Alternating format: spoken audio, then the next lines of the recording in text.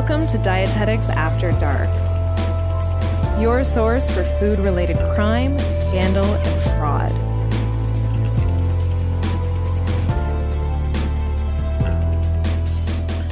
Hi, Sarah. Hey, Becca. How are you doing on this lovely Monday? I'm doing all right. How are you? Same boat. I feel like these first few days of January have been slow and steady. Yeah, a little blurry. I couldn't believe because New Year's was on Thursday night and then Friday was January 1st. Mm-hmm. Saturday felt so like a Monday. I was just so confused. Everything was like a blur. It was kind of nice. Same. I was actually working on this episode on Saturday evening, and then Dan was like, "Oh, SNL is on tonight." And I was like, "Wait, what day is it?" Wait, what? Yeah, totally. Yeah. So if you haven't caught on already, we're recording this one a little bit ahead of time. Mm-hmm. Getting ahead of the game. Prepping for the school year. I was going to say that's because we start our program on January 19th again. Countdown is on. Going to be wild times. What else have you been up to? I feel like a lot of walks, a lot of yoga. I got a new office chair. Ooh. This one squeaks less. What kind? Very it's nice. From Wayfair. Nice. Mm-hmm. Yeah. I would absolutely love a standing desk. Yeah.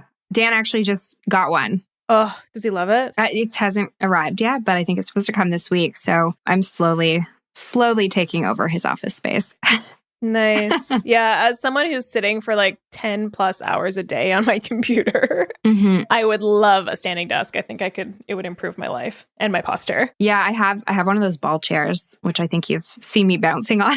Yeah. During class, but I really do like it. Find it helps. It helps you engage your core, which is part of why I like it, but also part of why I don't like it, because you have to sit up straight and support yourself versus me right now just lounging in this chair.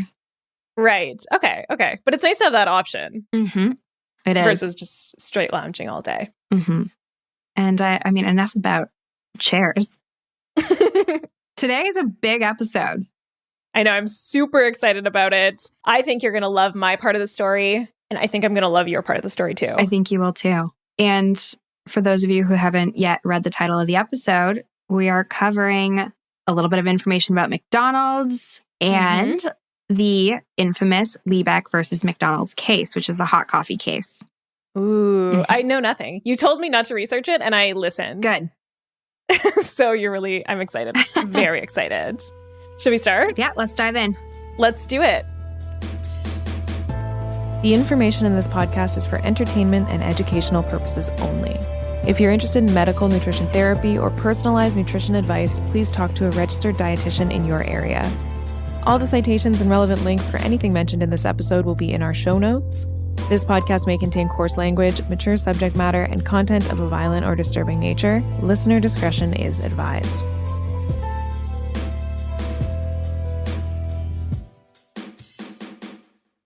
I'm going to start off by telling you all about McDonald's and how a little hot dog stand in California became an international institution of hamburgers, fries, and efficiency. So McDonald's is the largest fast food chain in the world by revenue. Remember, Subway is actually the largest fast food chain in the world by locations. Mm-hmm.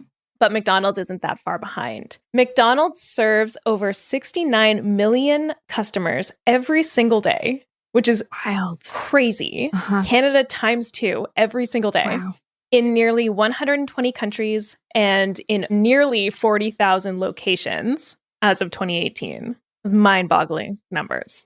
As of 2015, McDonald's was also the world's 4th largest employer with over 1.9 million employees. They were narrowly beaten by Walmart, who has 2.1 million employees. Is that number 1 for employers?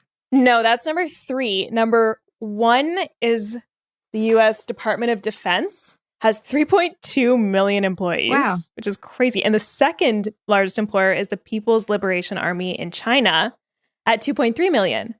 That's very interesting. So 2 armies and then Walmart and McDonald's. Yeah, pretty interesting.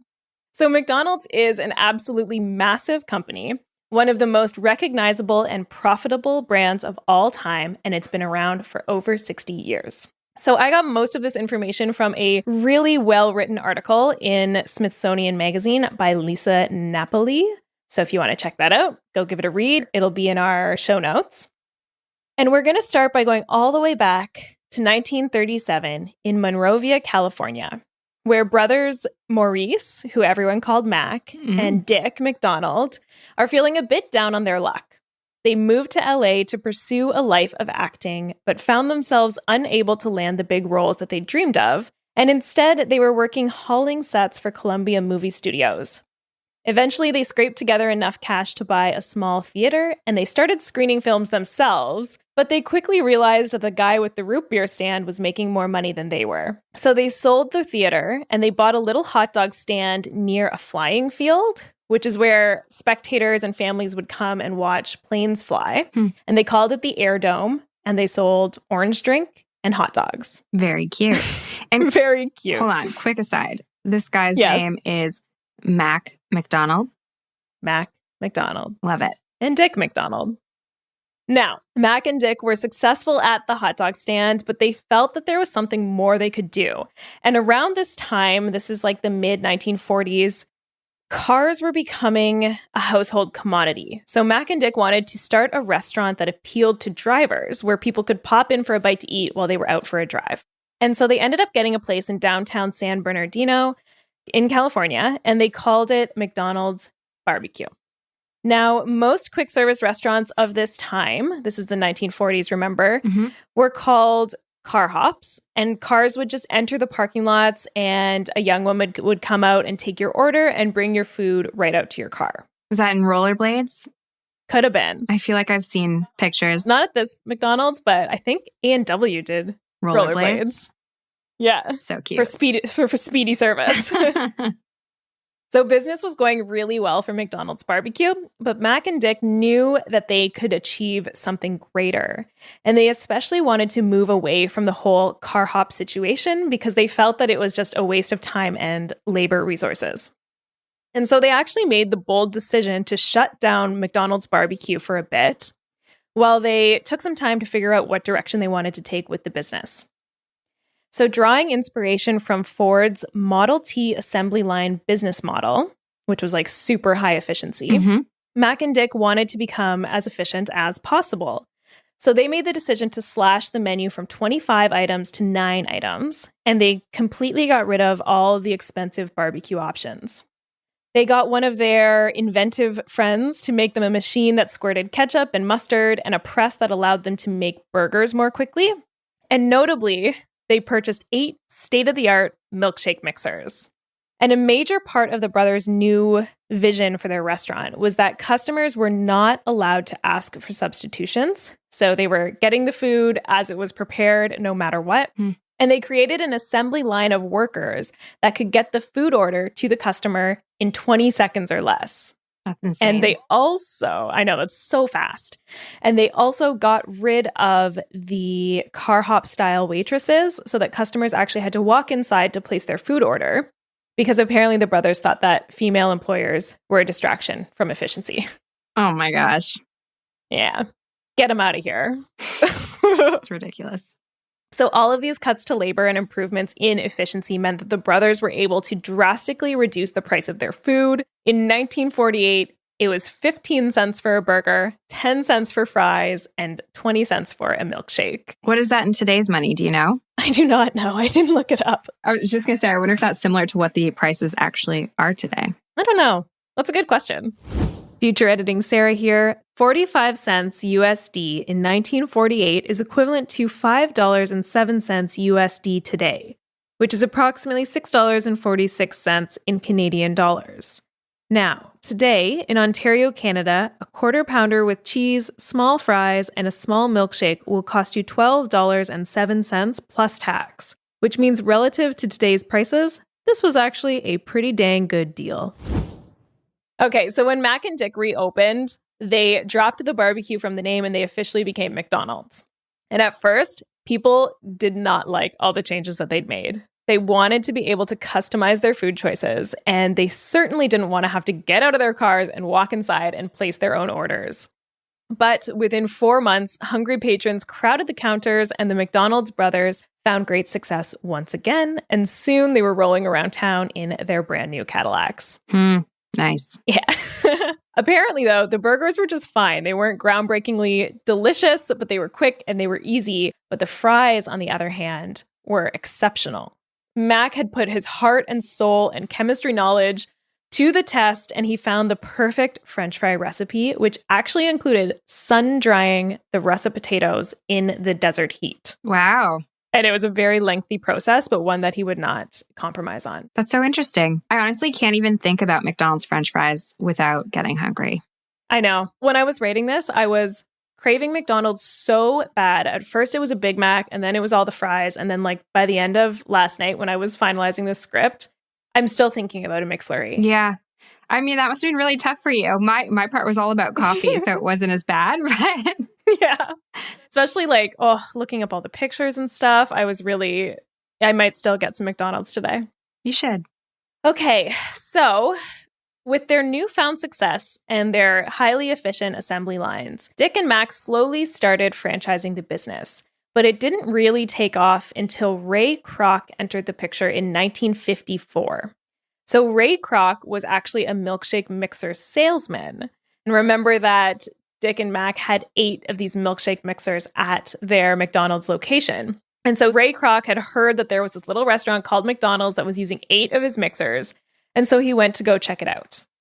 At this point, the McDonald's brothers had about 6 franchise locations. And right away, Ray Kroc was like, I want to take this nationwide. Okay, quick question. Is this based on that movie?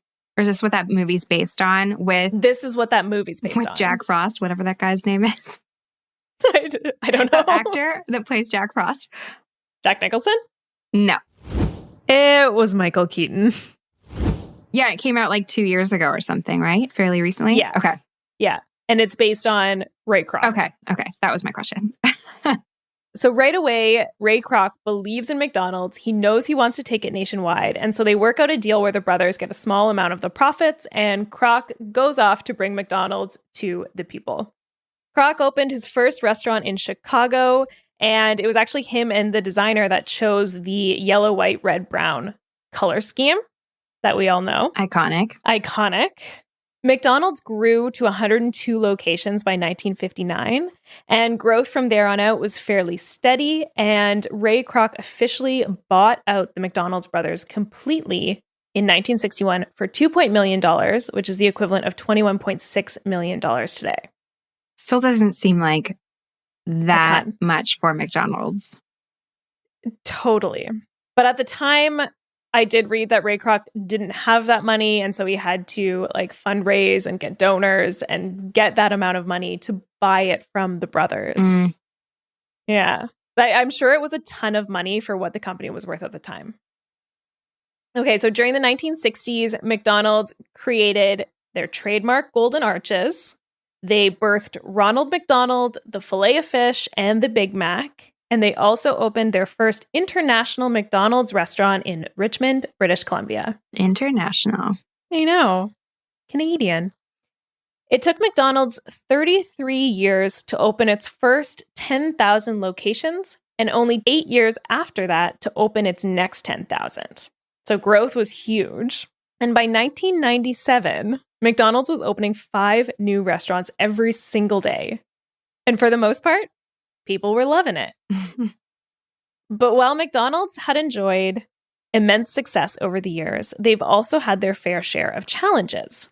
In 1990, public pressure led by a man named Phil Sokoloff, a multi-millionaire businessman and a cholesterol crusader, forced McDonald's to change their long-perfected and beloved French fry recipe and eliminate the saturated fat-laden beef tallow from their formula. Have you heard about this? I did not know that. No, I didn't know that. That's really interesting. So apparently there was beef tallow that's how they fried the fries. In the grease. And in the grease. It was mostly beef tallow. And apparently it made the fries taste unbelievably delicious and crispy and golden. And there's this episode of Revisionist History by Malcolm Gladwell. It's called McDonald's Broke My Heart. And it is so good. And the way, like, it talks all about how Sokolov rallied and got the beef tallow taken out of French fries and how French fries just haven't been the same since. And it's so good. You should listen to that. Oh, I will. And I feel like I can relate. Over the holidays, I made duck fat potatoes. Oh, yeah. And they were just next level in comparison to any potatoes I've ever made with olive oil. Oh, that's good to know. Mm-hmm. Maybe apparently you can buy beef tallow on Amazon, so maybe I'll have to try it. I have some extra duck fat in my fridge if you want it. Perfect. So Sokolov had actually experienced a heart attack himself, and he decided that the diet was the problem.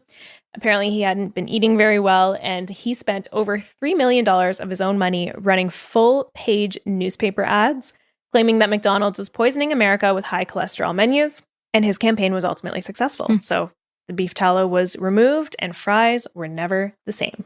Over the years, McDonald's has constantly had to battle its negative public image as a place for unhealthy and highly processed food. And through the years, there have also been many individuals that have sued McDonald's for making them obese. And there were a couple instances I saw that resulted in small settlements, but for the most part, most of them are dismissed on the grounds that consuming McDonald's to excess is a matter of individual responsibility. Okay, so as McDonald's expanded around the world, they've added plenty of options to meet the needs of different populations. So in Jerusalem, there are kosher McDonald's. In Arab countries, we see halal McDonald's. And the menus are adapted to whatever local consumers really want. Some of my favorite international menu options include the chicken Maharaja Mac in India, which is a riff off the classic Big Mac, and it has 2 chicken patties and a spicy habanero sauce. It looks delicious. The Filet-O shrimp in Japan, which is like a patty of a bunch of shrimp and then it's deep fried. It's kind of exactly what it sounds like. The ham and egg twisty pasta breakfast from Hong Kong, which is kind of a cute one. There's a picture if you're in my doc and you scroll down. Oh, wait, it's on the back of this. It's right here. It's Scooby-Doo pastas, like a chicken broth Scooby-Doo pasta with a big sausage in it and an egg. It's unique breakfast. The mashed potato burger, which is also from China, which is just a burger with mashed potatoes on it. And 2 sundae flavors that I thought were interesting. So in Germany, there's the Lipton iced tea sundae, which I can't even really imagine what it would taste like. It's like a Lipton drizzle. Okay, so it's vanilla. Classic vanilla soft serve with classic vanilla, like tea on top, tea liquid. Lipton tea drizzle. It looks like caramel. Oh, that would be interesting. I would definitely try that. Yeah. And then this one sounds good to me. The apricot sundae from Turkey. So it's like almost looks like a marmalade on top of the soft serve. I would also try that one. Yeah. Okay. Did you know McFlurries were actually invented in Canada? I did not. So they were invented in 1997 by a Canadian franchisee named Ron McLennan in New Brunswick. And they, of course, became a huge hit around the world after their launch. So some of the classic Canadian flavors that we're used to are Oreo, M&M, and Score. And around Easter, we get the Cadbury cream egg. But there are some other unique flavors from around the world. So these are the ones that I thought were cool. Here's an Ovaltine McFlurry in Brazil. Do you know what Ovaltine is? Refresh my memory. It's like a powder to make malted milk. Like it's a malty sweet powder. I think it's from like the 40s. Like I don't think anyone, I mean, I don't want to insult the Ovaltine drinkers, but I don't think anyone really drinks Ovaltine anymore. It feels like very old school, but they have an Ovaltine McFlurry. Okay. I thought it was like a supplement, like a supplemental nutrition company. It's just like sugar whey, and some of them have cocoa powder. Oh, weird. Okay. Yeah. A bubblegum marshmallow McFlurry in Australia, which is called the bubblegum squash. I like it. I know. This one looks amazing. The Himalayan tea McFlurry from Singapore. There's a picture of that one. Oh, I see it. Oh, that looks so good. Doesn't it look so good? And then the Stroopwafel McFlurry from the Netherlands. That one looks good too. It's like caramel and like hard waffles. Oh my goodness. No wonder you're so hungry when you did this. I know. This is very difficult looking at these photos. That Himalayan tea McFlurry got me. I was like, I think I need to get one of these. And then a fun fact is that there's actually a McSki-thru drive-thru on a ski hill in Sweden. So you can literally like ski up to a window and get your McDonald's and then ski away. Oh, that's so cute. Isn't that cute? Yeah. And that is all my McDonald's information. Wow, that was great. And a great segue into what I'm going to be talking about. I'm very proud of us Canadians for bringing the McFlurry to life. Okay, but how inventive was it if the Blizzard already existed from Dairy Queen? I mean... They even named it like a winter snowstorm name. Where was the Blizzard invented? Was that in the US? That I did not look up. Fact check. Future editing Sarah here. The Blizzard was invented in 1940 in Joliet, Illinois, in the United States by Samuel J. Temperato, which really makes the Canadian invention of the McFlurry nearly 50 years later much less impressive. I hope that was Canada too. Me too. We also have Hawaiian pizza. We invented that? Pretty sure. I'm like 99.9% sure that it was invented in Canada. Hawaiian pizza was in fact created in Chatham, Ontario, Canada by a man named Sam Panopoulos. Him and his two brothers emigrated to Canada from Greece in 1954. They owned several restaurants in Chatham and began adding canned pineapple to their pizza in 1962. Which is shocking because we don't grow pineapples and I know. Pizza's not like our national food. Cuisine. Yeah. Do you like Hawaiian pizza? No. You don't? Oh my goodness, I really love it. It's mine and Jeff's favorite. There's something about the pineapple. Well, that's the best part. That's why I don't like it. So, as I mentioned, I am going to be covering the Liebeck versus McDonald's case. And I do apologize if I say Liebeck instead of Liebeck throughout this because it's spelt Liebeck, but it's pronounced Liebeck like it would be pronounced in French. Okay. So I might mispronounce Apology accepted. Okay, so this is one of the most talked about and misunderstood cases in recent history. It's been cited in the news, it has set a legal precedent for product liability cases, and has been used as a pop culture reference for almost 2 decades now. And before I started my research, my perception of this case was a little bit different than it is now. Ooh. So the details to this story are so fascinating and so upsetting, and it's a perfect example of how the food industry and media twisted something to make it clickbait that favored large corporations over their victims. So the main sources that I used include a mini retro report documentary by the New York Times, some legal proceeding documents, and various news reports, all of which you can find in the show notes. And if you do have the time, this little retro report done by the New York Times is really great. It's, I think, 12, 13 minutes long. And there's interviews with her family and just a lot of like really informed people like the lawyers and stuff like that. So it was a great resource. Awesome. Mm-hmm. But to start, you really cannot tell this Liebeck story without first talking about another case, which is Bigbee versus Pacific Telephone and Telegraph Co. Have you heard of this one? No, definitely not. Okay, so this one has nothing to do with food or drink, which might be why you haven't heard of it, but it is one of the first large lawsuits of its kind, and it definitely deserves a mention here. So after midnight on November 2nd, 1974, a man by the name of Charles Bigbee was making a phone call from a phone booth on the side of a street in Inglewood, California. All of a sudden, he sees a car coming directly for him in the phone booth, and he tries to get out, but the door is jammed, trapping him inside. Oh. Ultimately, he is run over by the car, which we later find out was driven by a drunk driver. So Bigbee suffered many serious injuries, including having to have one of his injured legs amputated, and his other leg had to be put in like a leg brace, and he was in a wheelchair for a while. So it was very serious. Wow. Mm-hmm. And he previously worked as a custodian for the city of Los Angeles, but his insurance policy didn't cover all of the medical expenses, leaving him with a lot of debt and the inability to work while he was recovering. Oh, boy. Mm-hmm. And he was able to return to work eventually, but it was at a limited part-time capacity. So essentially his quality of life was diminished after this. So Bigbee decided to take legal action against the drunk driver, the establishments that overserved her alcohol that night, as well as the companies responsible for the location, installation, design, and maintenance of the phone booth that he was struck in. Throughout the investigation, Bigbee's lawyer discovered that the same phone booth had to be replaced just 2 years before his accident because it was hit and destroyed by another driver, meaning that it was placed in a high-risk, like a known high-risk location, and there was no guardrail added or no warning sign to warn users of the danger. Okay. Mm-hmm. So it had also been installed with a faulty door. So it was just Essentially just a recipe for disaster. Mm-hmm. And Bigbee ended up with a $25,000 settlement, half of which was paid out by the drunk driver, and then the other half was kind of a mixture of the establishments that overserved her as well as the phone company. I feel like he should have gotten a lot more. Yes. Personally. I also agree. But this was also 1974, and I should have looked up what that is in today's money, but I'm assuming it's a little bit more. I still don't think it would have been enough to...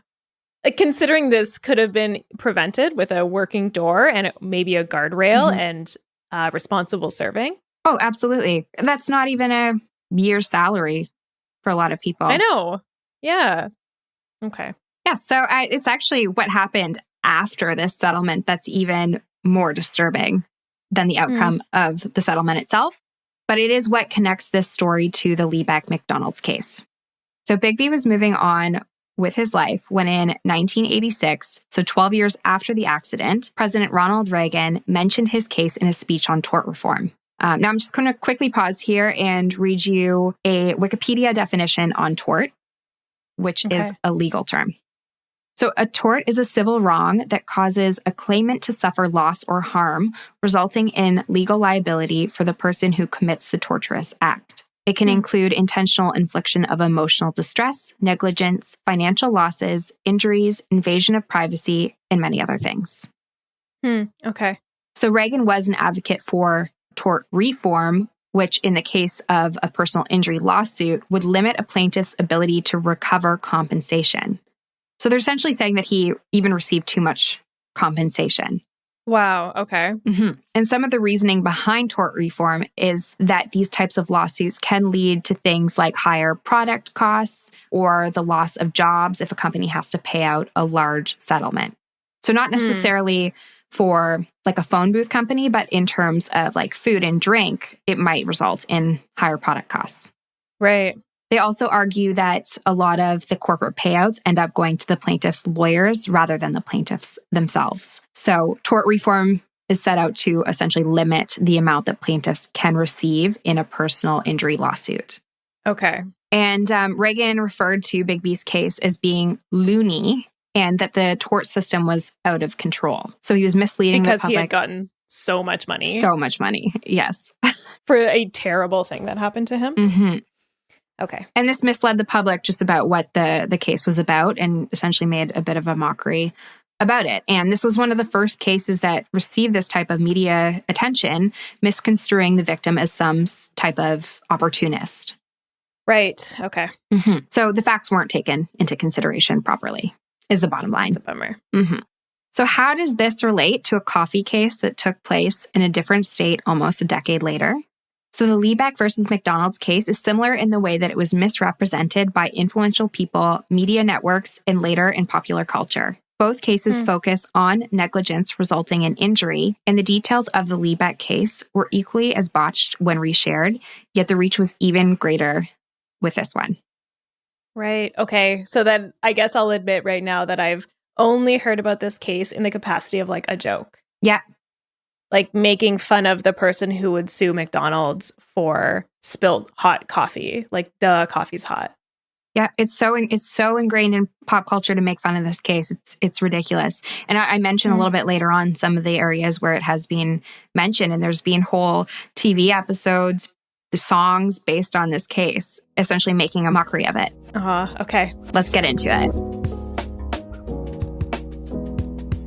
In 1992, Stella Liebeck was a 70-year-old widow. She had recently moved to Albuquerque, New Mexico to be closer to her daughter, Judy Allen. Stella had previously worked as a department store clerk, but had recently left her job to move to Albuquerque. So in February of 1992, so it's February 7th, Stella and her grandson visited the McDonald's drive-thru for breakfast and coffee in Albuquerque. Her grandson drove what was called a Ford Probe. I don't think they make them anymore. And this car, it didn't have cup holders. So when they pulled into the McDonald's parking lot to have their breakfast, Liebeck put her coffee between her legs to hold it. So she went to take the lid off to let it cool, but the cup spilled and hot coffee soaked the cotton sweatsuit that she was wearing and also pooled in her seat. So she was in so much pain that she ended up going into shock, and her grandson rushed her to the hospital. Wow. It was later found that 16% of her body was covered in burns and that 6% were of the third degree. Wow.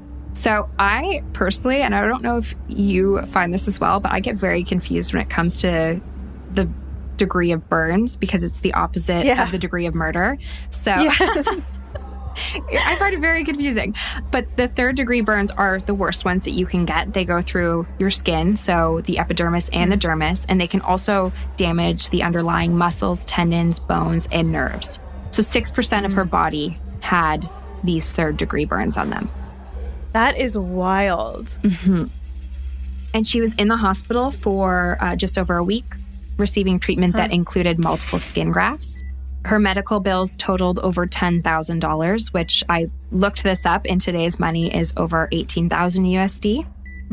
And the burns were honestly so terrible. I Googled them and I would not recommend that you do so unless you're still on the side of McDonald's right now. Because these pictures, don't Google them. They'll change your mind. Word for it. They'll change your mind immediately. It's so upsetting. Also, the location of the burns, like, because she was holding the coffee between her legs, like, I just feel like it's so limiting. It would be so painful to move around, to go to the washroom, to, like, do your daily activities of life. Yeah, you can't really escape. Like, if you're sitting in it, you'd have to essentially jump up and strip off your clothing as quickly as you could. And oh my God, it must have been the hottest coffee of all time. I'll get to that. Okay, so following the incident, Stella contacted McDonald's asking them to check the temperature at which they served their coffee at and asking if they would reimburse her medical bills. McDonald's replied offering Liebeck a total of $800 to cover her bills. $800. Not enough. The Liebeck family hired a lawyer after this, and they tried to settle out of court twice, but McDonald's refused, showing that they clearly wanted the case to go to court, thinking that they had a case to make. So at the time, McDonald's served their coffee between 180 and 190 degrees Fahrenheit, which, according to the burn expert at trial, is hot enough to cause third-degree burns if in contact with the skin for over 15 seconds. Wow. So Liebeck's team suggested lowering coffee temperatures to 160 degrees, where the amount of time to cause a third-degree burn increases to 20 seconds. So just giving people a little bit of extra time if they get it on their clothing, essentially to deal with the situation. Right. Because had she got it on her skin, like maybe on her hand or something, it may not have been as bad as it was because she was stuck in it in her clothing. Right. Because it soaked her sweatsuit. And at the time, this was the same temperature that most establishments serve their coffee at. So between 180 and 190. So it was industry standard. And according to them, so McDonald's, it was the ideal temperature for their coffee to be at for both flavor and longevity. Okay. Between 1982 and the time that Liebeck's incident took place, over 700 people had made burn claims against McDonald's coffee. Wow. It's a lot of people. That's a ton of people. 700 people, including infants and children. No. Who had also been scolded by the coffee. Scalded. The coffee yelled at them. Moving on. Okay, some of these individuals were hospitalized, some needed skin grafts, and some received settlements from McDonald's. But none of these stories gained as much traction in the news as Liebeck's case. McDonald's claimed that of every 24 million cups of coffee served, only one burn is reported, which they deemed to be statistically insignificant in court. McDonald's lawyers also stated that Liebeck had personal responsibility over her injuries since she was the one to spill it on herself. But Liebeck never said that McDonald's was responsible for the spilled coffee. Her claim was that they were responsible for the serving temperature of their coffee. And I mean, if it's causing third-degree burns, I'm 100% with her on that. Totally. So it should be noted that Stella, who was in her 80s at this point, had never tried to sue anyone in her life before this incident. So it's not like she's been like looking for the person to sue that's going to get her a really good settlement. The jury was given the information in its entirety, and they were shown the images of the burns throughout the case. And on August 18th, 1994, after 7 days of testimony and only 4 hours of deliberation, the jury reached a verdict. They awarded her with $2.8 million in damages, $160,000 in compensatory damages, and $2.7 million in punitive damages. Wow. Mm-hmm. I'm happy. Yeah. So far. You could, be happy now. It's not as good as it sounds. Have it. Yeah. Okay. So the jury did want to send a message to McDonald's that while the damages may not be statistically significant, they are still injuring human beings. And they came up with this number, so the almost $3 million number, since that's the amount that McDonald's makes in 2 days worth of coffee sales, which is a lot. Yeah. So despite this decision, the judge reduced the total amount, so the total compensation, to $640,000.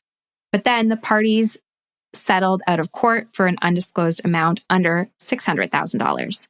In that little documentary that I was watching, an unknown source claimed that she ended up getting less than $500,000. Wow. But this story became essentially a game of broken telephone when it hit the news. So headlines were using this as clickbait and details were left out. And nowhere did they actually show the images of her burns, because I feel like had they done that, it would have stopped people in their tracks from making light of the situation. Right. So some news reports claim that she was driving with the coffee between her legs, which is untrue. And others claim that she received $3 million, which she didn't. So it just made it kind of this glamorized, not glamorized, but like the $3 million is glamorized. But it just falsified the story. Yeah, they made it seem like there was more fault on Stella's behalf and like she got way more money than she did. Yeah. But they're not reading the facts of the case. And I feel like just like in today's world with alternative facts, the media kind of made up their own story about what happened. And just a quick aside here. I was telling Dan that I was doing this case and we were talking about it, and he suggested that I look into something that he had seen on TikTok saying that Burger King, who acquired Tim Hortons, had changed Tim Hortons coffee and that McDonald's now serves Tim Hortons coffee. And he was like, I think that would be interesting for you to talk about. And I feel like us as Canadians, we know how much we love our Tim Hortons coffee. So Timmy's is important. Yeah. I was like excited to like share this story and a little bit outraged, but I Googled it and I found out that it was completely fake. Oh. Like the story on TikTok was completely falsified, but it had like hundreds of thousands to millions of views. So McDonald's or Burger King are not serving Tim Hortons? No, it was just a fake, just disregard I even said that. Just a straight up fake story. It's just a fake story. But I'm just like trying to make the point here that there are people with large platforms who will say or do almost anything for views, likes, and website traffic. So we as consumers do have to be super careful, especially on TikTok. That's interesting. Because I even took this info as fact before looking into it. Totally. I was like, why would McDonald's be serving Tim Hortons coffee? Right. I didn't know how to feel. I felt very sad at first. It's like, just let us have our coffee. But as long as Tim Hortons is still serving Tim Hortons coffee, I don't see that, like, let's spread it far and wide. Yeah. That's kind of how I feel. Agree with that. Okay. So following the case and subsequent news coverage, an organization called Contract with America put together what was called the Common Sense Legal Reform Act. So they used Liebeck's coffee spill case to demonstrate the need for tort reform and claimed that product liability cases needed more regulation and limits set on damages. So kind of like what we were talking about before with Reagan. In 1996, the group presented this bill to President Clinton, who ended up vetoing the decision, stating that any legislation must fairly balance the interests of consumers with those of manufacturers and sellers. This type of act would almost promote the sale of defective products and would disadvantage families that are injured. So unfortunately, Stella Liebeck passed away on August 5th, 2004 at the age of 91. Her daughter was interviewed saying that her last couple of years were pretty stressful just with all of the news coverage, and that she had a fairly low quality of life. The amount that she did receive helped cover the cost of a nurse in her last few years. And it's just super sad how one woman's fight for what she thought was right kind of ended this way. She was clearly a victim and she was portrayed as a villain. It's really sad. It is really sad, for sure. And this case has been mentioned, like you said, it's just all over the place in multiple late night talk shows, in other shows like Futurama. Even Seinfeld did an episode where Kramer trips onto somebody drinking hot coffee in a movie theater and he tries to sue. And in the show, his lawyer says, if you get me one coffee drinker on that jury, you're going to walk out of here a rich man. So they're clearly just poking fun at the case. Right. And then again, in that New York Times documentary, Liebeck's daughter is interviewed saying that she used to love Toby Keith, the country singer. And then he mentioned her mom in the song American Ride with the lyrics, spill a cup of coffee, make $1 million. Oh, no. So it's just like, it's a case that I feel like so few people know much about, yet it's misrepresented so much in pop culture. It is. And at face value, like when it's referred to so flippantly and like at a surface level, it is kind of funny. Like it's not now that I know it's not funny at all, it's actually really sad. But when the idea of someone winning $1 million because their coffee spilled on them and it was hot in itself is funny. Because duh, coffee's hot. But this is not at all what happened. Yeah, and I think part of the humor in it is that we've all spilled coffee at some point. Any coffee drinker has definitely spilled their coffee at some point. So I think that's why it's a little bit humorous to us, because imagine making $3 million spilling coffee. Dream. It's the dream. But not a dream when you're getting third-degree burns on a sweet little coffee breakfast date with your grandson. Is this why all trucks have cup holders now? It actually is. Stop. Yes. Really? Yeah. It impacted the automobile industry to make cup holders more of a priority. Wow. That's a small silver lining. It is, for sure. Okay, so one thing that is discussed way less in all of the discussions around this case is the fact that even after numerous burn cases and settlements that add up to more than $500,000 other than Liebeck's case, so that's $500,000 in other cases, it is still McDonald's policy to serve their coffee at 185 degrees plus or minus 5 degrees. And I should make note that I received this number from a Cambridge News article from 2007 where a young boy was burned by the same McDonald's coffee. And I couldn't find a credible source or anything from McDonald's themselves stating what their brewing or serving temperatures are, which made me very curious. And this morning, I decided to drive to McDonald's. And I investigative journalism. Yes. So I drove to McDonald's with 3 meat thermometers. And I ordered a small coffee.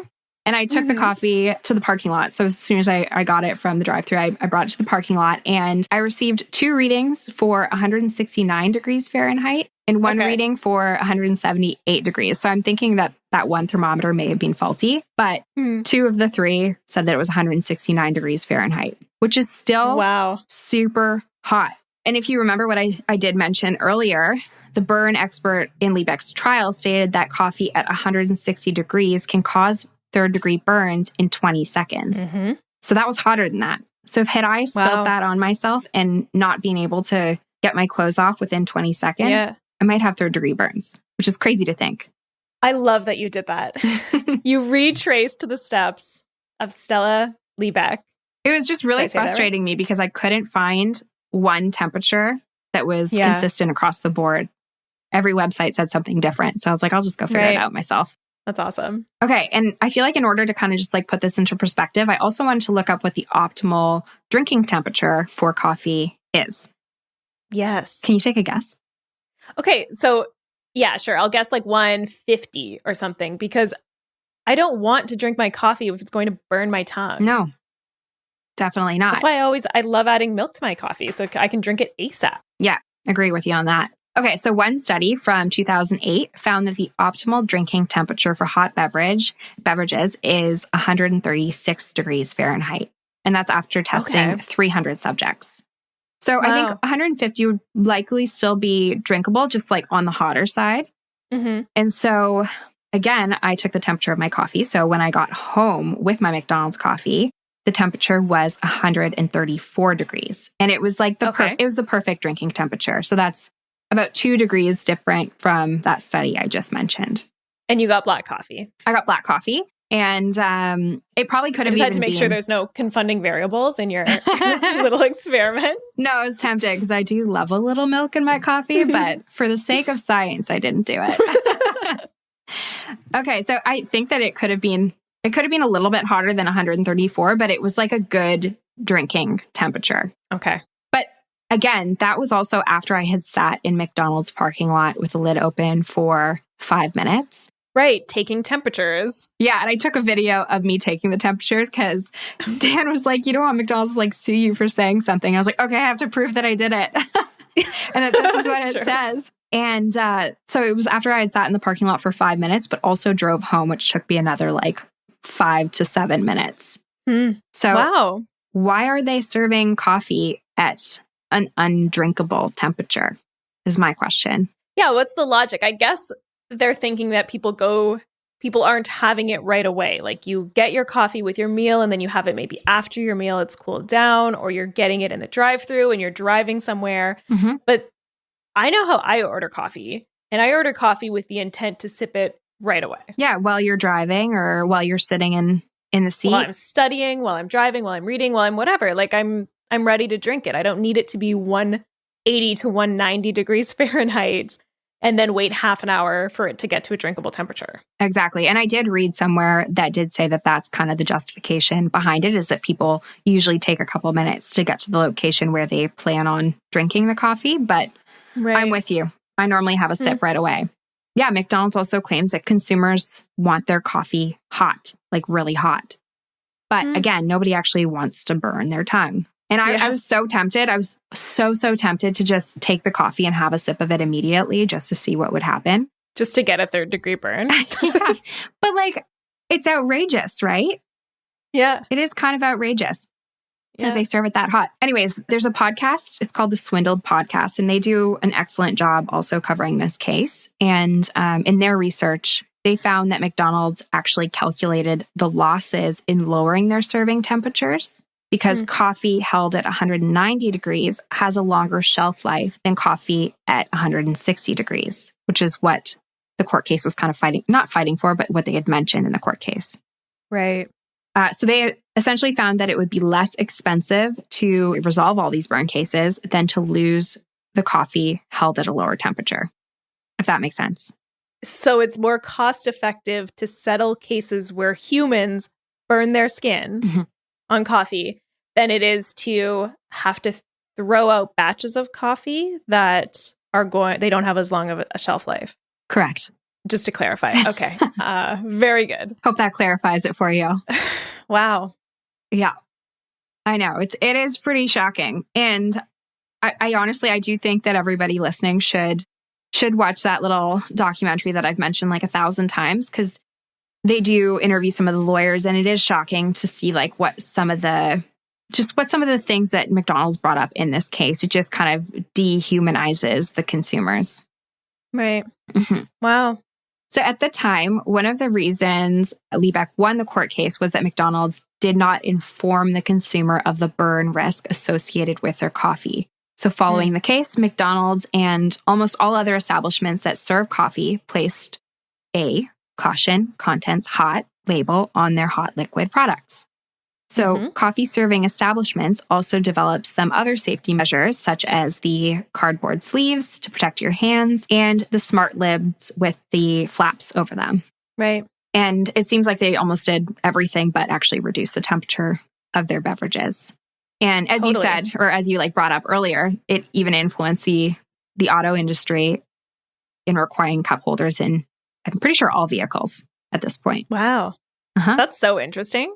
Yes. And one other really interesting thing that came out of this case is that the Liebeck versus McDonald's case is now often used as a test for juror selection. Oh, yes. wow. So they'll essentially test jurors to see if they will listen to the facts presented on a case or stick to what they have previously heard in the news. Oh. So this, I did read that in a couple sources that I came across, but I found this little multiple choice test online that allows you to be a juror in the case. And it essentially tells you what would have happened had you made the final decision in the case. just based on the facts. And it's really interesting because if you don't read the questions, you might not get the answer right. Like you might not be just, if you know what I mean. Got it. So I don't know the legitimacy of this test, but I thought it was like super interesting just to kind of play. And it's only 6 questions, so I can send you the link and you can test it out. Just to see how good you are at remaining unbiased or like looking at the facts objectively. That is so cool. Exactly. So it's kind of used as like a litmus test. That's interesting. Mm-hmm. Wow. I feel like the label that should be on McDonald's coffee is caution, contents may cause 3rd-degree burns. Yeah. No, I agree with you on that. Hot is ambiguous. I have never thought about my cup of coffee spilling on me and causing like 3rd-degree burns. Yeah, it's true. And it's kind of, you could say the same thing like about the labels on like cigarette packages and stuff like that. They are pretty descriptive in saying that it's a carcinogen and it may cause cancer. Like, why is it not the same with the picture? For coffee? Yeah, with the picture. Yeah. Mm-hmm. Wow. So to this day, McDonald's is still dealing with claims regarding their coffee. In January 2020, a woman who suffered burns from the coffee in Vernon, BC, Canada, sought $10,000 for medical expenses, lost wages, pain, and the handmade alpaca cardigan that she was wearing during the incident, which made me laugh. So it's still happening. So they're still going to court for these things. They're still, or maybe even settling out of court. But this is still happening. Wow. Yes. And ultimately, there's a fine line between corporate greed and consumer safety here. And it seems that in the Liebeck case, many people to this day still side with McDonald's for some reason. I'm not exactly sure what the reason is. However, we as consumers, we do need to look out for ourselves. So, I mean, would you personally take a sip of your hot coffee the moment that it's handed to you in the drive-thru? Because I couldn't do it. No. And like, how would you feel if you spilled 169-degree coffee on a family member? Awful. Yeah. So I think a lot of people would feel very differently if they had been Stella Liebeck. Wow. That was awesome. It's interesting, isn't it? It's fascinating. It's actually really heartbreaking that Stella had to deal with that in the last decade or so of her life. And like, I didn't know much about this case, but my impression was very different than the story you just told me. I know. And that's how I felt from a couple days ago to now. Like it's more complex and more just tragic than most people realize. Yeah. There's a lot more nuance there, which is a theme that we keep finding in every single story. It's never as black and white as it seems. It's true. Good job, Becca. Thank you so much. You did great. Okay. I have a question for you to get you thinking about next week. All right. What is your favorite way to enjoy an avocado? Smashed on toast. Smashed on toast. Perfect. I'll say. Hold on. With a little bit of everything but the bagel seasoning. And sometimes with a poached egg on top. Very good. My stomach literally just growled in response. I can hear it. I'm not making that up, but it really growled in response to that. I'm going to say guacamole. Classic guacamole. Yeah, can't go wrong with guac. Yeah, and I just do smashed avocados, a little olive oil, a little lemon, salt, pep, jalapeno. That's it. Garlic. I was gonna say, girl, you're missing the garlic. Garlic, duh. Yeah, that's it. So, all right. I guess we'll see you next week. Hope you enjoyed this episode. Goodbye. Bye.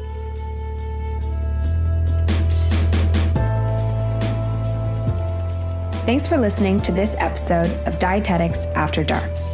You can find all the references and materials used to put this podcast together in our show notes at thenutritionjunkie.com/dieteticsafterdark. This is an independently produced podcast. If you enjoyed this episode, we would love it if you would rate, review, and subscribe to our show. For more information, follow us on Instagram at Dietetics After Dark. If you have an idea for an episode or segment, email us at dieteticsafterdark@gmail.com. This podcast was recorded and edited by Earworm Radio. We highly recommend their services for all of your podcasting needs. You can learn more about Earworm Radio at earwormradio.com.